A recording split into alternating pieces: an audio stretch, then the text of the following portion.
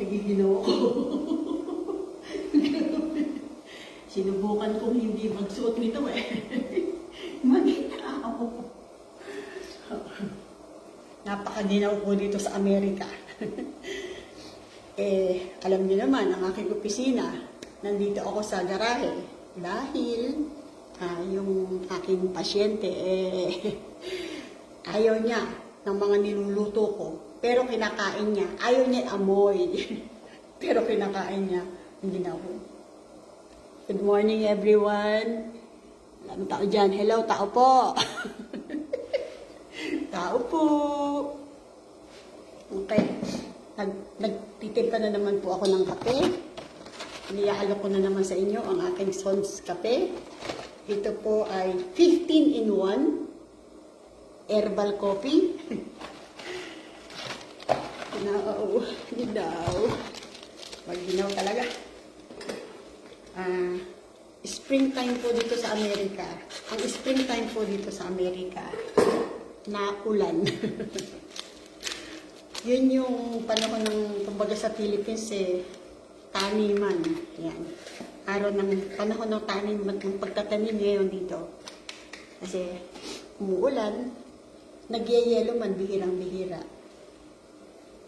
Uulan, tapos yung tubig ulan, magiging yelo. Kasi sa sobrang lamig. Kumukulo na po ito. Tanggalin na po natin. Yan. Magkakape tayo. O diba? Para ako nasa bundok, ano? Yan. Tulad ng dati, pag naubos ang aking coffee, tapos yung live. Wala akong kutsara. Sandok na naman ang gagamitin ko. Ibababa ko ito at baka mabali ako isa rin. Yan. Ginaw po talaga. Kagabi, puyat na puyat ako. Pinanood ko yung TRICOM hearing ng mga congressmen na walang ginawa kundi magpakulong, magpakontempt ng mga tao. Ngayon, nagtatago ang mga vloggers. Bakit sila nagtatago? Kasi ipakukulong sila na ang kanilang kasalanan daw ay mga fake news. Sila daw ay nagbabalita ng mga hindi totoo. Ang sinasabi lang naman ng mga vloggers, ang katotohanan. Even ako. May mga nagsasabi, fake news daw ako. Hello, hindi ako fake. Diba? Bakit ako magiging fake? Totoo namang bastos si Kabet. Totoo namang maarte si Kabets. At totoo namang flat daw ako. Siya daw malaki dede. Hindi ko makalimutan. So, tanggalin natin ito. Ako ay magkakape. Ano? Yan. Maganda yung aking kutsara ngayon. Malaki sandok.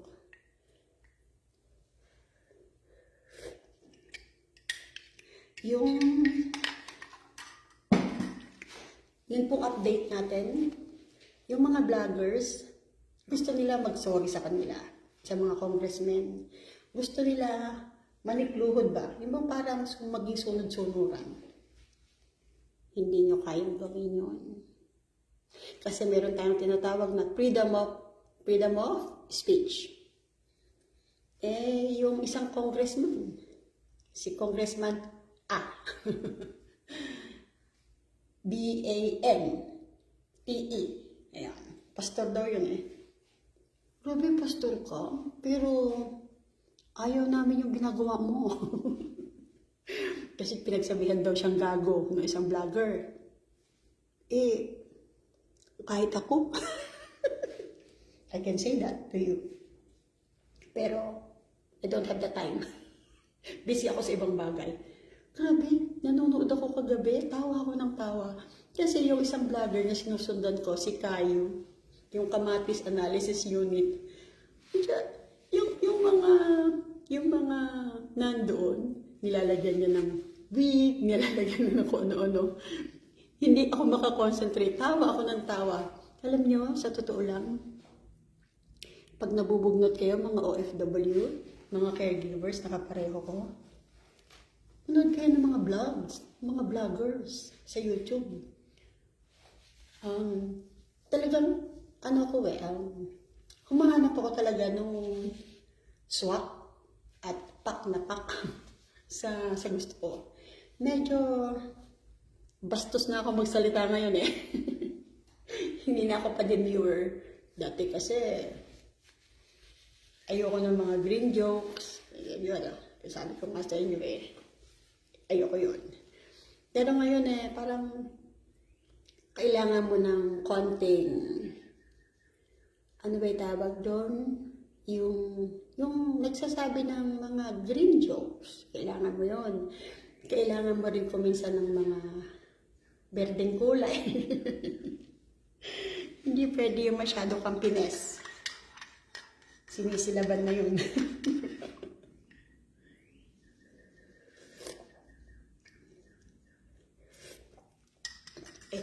Ito na naman to. I-delete na naman to ng Meta. Tapos, pinipilit nila ang Meta na kontrolin yung mga nagsasalita. Yung mga nagpapahayag ng mga saloobin sa Facebook. Pero ang salita ng Facebook, hindi nila kayang gawin yon. Hindi nila kayang kontrolin ang mga tao sa mga pinagsasasabi. Kasi parang inuutusan nitong mga tong dress man na to, yung mga sa Meta, sagot nila ito. We cannot do that. As long as hindi sila nagbabiolate ng community standards ng Meta, say what you want, do what you wanted to do, basta huwag kang magbabiolate. Meta, Facebook, YouTube is a business. Diba? Vloggers na gumagawa ng videos, ikaw, nag-video ka, pinost mo, o vlogger ka na nun. Nagsalita ka, pinost mo, vlogger ka na nun. Don't say na hindi kayo vloggers. Linawin natin. As long as ikaw ay nagko-komento sa Facebook, nagpo-post sa Facebook, at saka sa YouTube, kasali ka na sa pagiging vlogger. Isipin mo siksik mo dito At ikaw ang boss mo. Lahat tayo, naka-connect tayo kay Meta, kay YouTube, sa Facebook. Lahat tayo may posibilidad na kumita kapag maganda ang content. Yun yung goal natin whether you accept it or not. Ano argumento doon?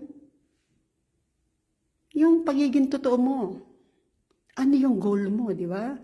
Ang goal ni Meta, to earn. Kasi nagtayo sila ng business. Tapos itong mga congressman na to, i-restrict daw yung mga nagsasalita ng fake news. Sino ba nagsasalita ng fake news? At sino ba gumagawa ng mga fake? Yeah? Sino ba gumagawa ng mga mali? Sino ba yung mga corrupt? Sino ba yung mga nagpapakulong ng walang reasons simply because you're in the position? Tapang ko. O tapos, pinipilit itong congressman na pastor na mag-sorry, si Joey Cruz. Hindi magsosorry yan. Kasi, kung ano yung sinabi niya, ang tapang nun. Idol ko yun. Kung ano yung sinabi mo, basta't nasa tama ka, panindigan mo. Kasi, diyan kasi sirain ng mga tao, di ba? Tignan mo, itong kabit ng asawa ko. Di ba? Akala niya tama siya sa pinagkagagawa niya. Natatambay siya sa bahay ko, hindi ba? Ano lagi ko sinasabi? Stay away, kabets. Di ba? Hindi ka pwede sa bahay ng legal wife. Legal pa rin ako, kabets. Di ba? Ganun lang yan, the same way. Merong rights si Joey Cruz not to say sorry sa iyo, congressman. Ano gusto niya? Kasuhan mo na lang siya, haharapin niya. Pero ikaw ang ayaw magkaso ngayon. Why oh why? Kasi, natatakot ka. Kasi, lahat kayo na nandyan ngayon, sa TRICOM, sa House of representative may hinaharap ng kaso. Mga bida-bida. Malapit na kayo. Malapit na kayo. Hi, Lloyda. David. Hello. Hi. Hello, hello. O, diba? Nanood ka ba kagabi? Napuyat ako, Lloyda. Diba? Ang problema dito sa mga congressman na to diba, no? At saka ito pa. Tatagalogin ko na lang. Kayo, pilit nyong itinatago yung totoo tungkol dito sa Amerika. Ang totoo nun, if you connect, kung i-connect mo yung dots, umpisa nung nangyari dito sa Amerika, yung pagkakadampot kay Tatay Digong, at yung kung ano-ano pa, pino-cover nyo yung totoo na ayaw ninyong malaman ng mga tao. Philippines, listen.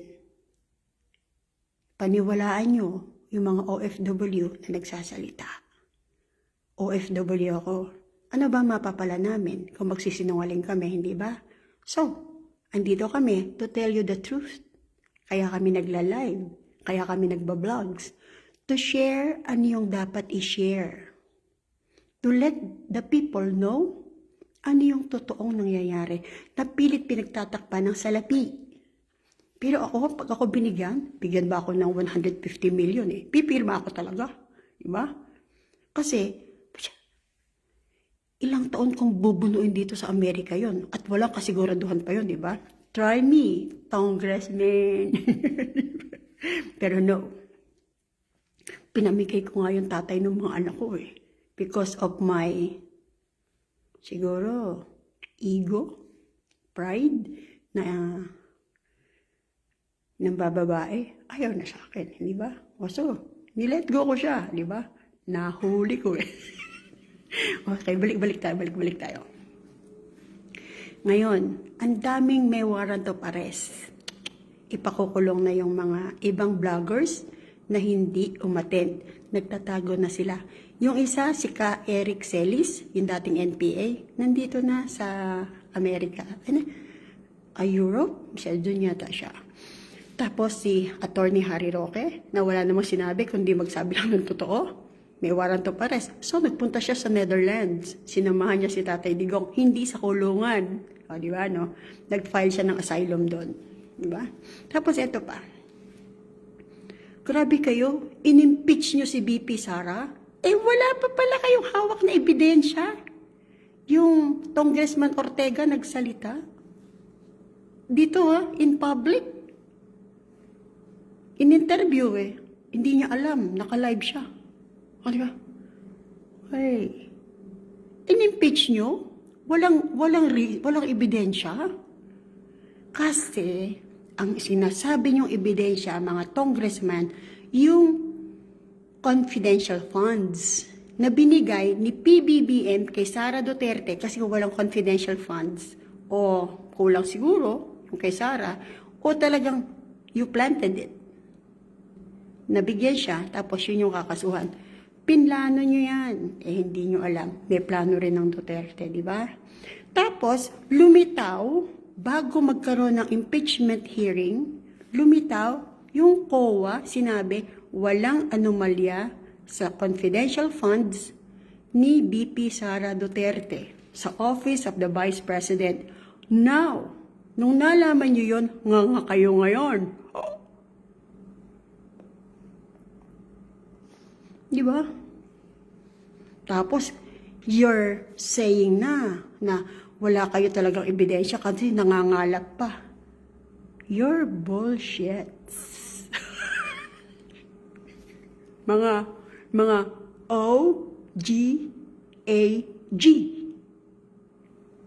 O, diba? O, diba? Nasaan yung pagiging kagalang-galang nyo? Nasaan? Diba? Ang gusto nyo lang talaga kasing mangyari, pahintuin ang mga vloggers na Duterte. Hello, gaano kami karaming Dutertes? Gaano kami karaming vloggers na sumasawsaw doon sa Dutertes, di ba? Ako, huminto na ako sa pagbablog eh. Pero nung nakita ko yung pinaggagawa nyo kay Tatay Digong, I want to be active. I want to be active. I want revenge. Di ba? Dati ang pinablog ko lang yung kabit ng asawa ko eh. Kasi galit na galit ako eh. If you're galit, say it. Aatakihin ka sa puso. Di ba? Oh. Galit ako dyan sa kabit dahil lintik na kabit niya malandi. Eh ano kung malaki daddy mo sa akin? Di ba? So, susunod naman na pupunta yung vlog ko, di ba? Pasensya na. Ang point ko lang po ito. If you say something, good man yan or bad, panindigan mo. Bakit? Doon makikilala kung anong klaseng tao ka. Tapos, kung yung sinasabi mo nonsense, stop it. Pag-isipan mo muna, lagyan mo ng sense. Para hindi nonsense. Umuwi na si VP Sara, pero tinanggal na lahat ng kanyang security. Fine. Di ba naman? Tapos, abangan po natin ang pagharap ni Torrere sa April 10 sa Senado. Ma-contempt si Torrere. Naunahan siya ni Bato, napadalan siya ng subpina, di ba? Ang next target ng PNP na ipakulong sa ICC, si Senator Bato. Sino ang nag-issue ng subpina laban kay Torrere? Wala daw kinatatakutan si Senator Bato at si Senator Amy. Haharap siya ngayon doon sa Senado. Tingnan natin, sino mako-contempt? Si Senator Bato, si Senator Amy, o sila magpapakontempt kay Torrere? Natural. Magsisinungaling si Torrere. Di ba? Magsisinungaling yung mga yan. Bakit? They are covering the truth.